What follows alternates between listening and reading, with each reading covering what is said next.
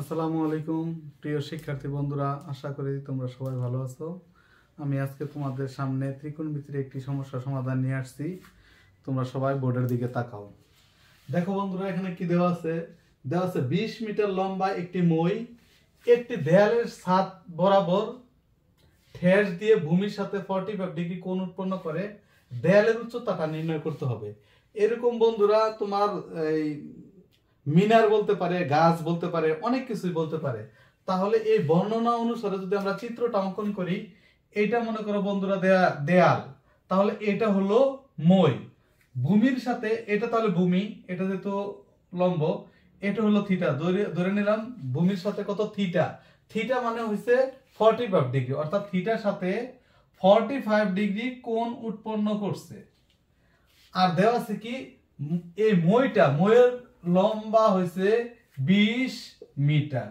এখন আমাকে বের করতে হবে উচ্চতাটা কত, মানে এই দেয়ালের উচ্চতা কত, দড়ি দেয়ালের উচ্চতা h, A B C.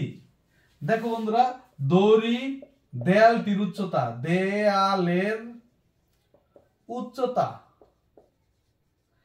h metre.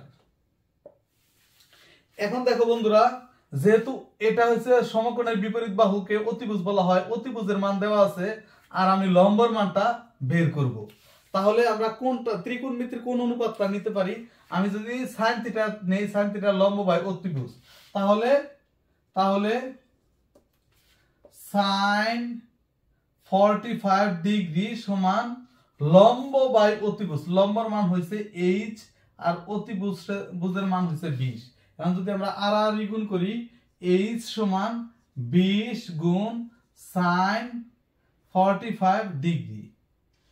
অতএব h সমান, এটা যদি হিসাব করি, আমার কাছে এই ক্যালকুলেটরটা আছে, এখানে কত sin 45 ডিগ্রি, sin 45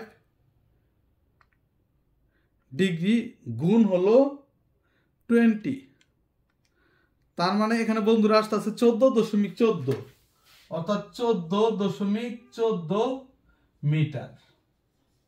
আমরা লিখে দিতে পারবো অতএব দেয়ালের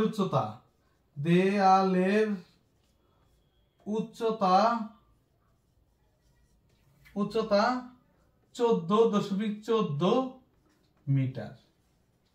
এখানে অ্যান্সার। দেখো বন্ধুরা, এই ধরনের সমস্যা তোমরা প্রায়ই আসে। তোমরা দেখো। পরবর্তী ভিডিও দেখার জন্য তোমাদের সবাইকে ধন্যবাদ। আসসালামু আলাইকুম।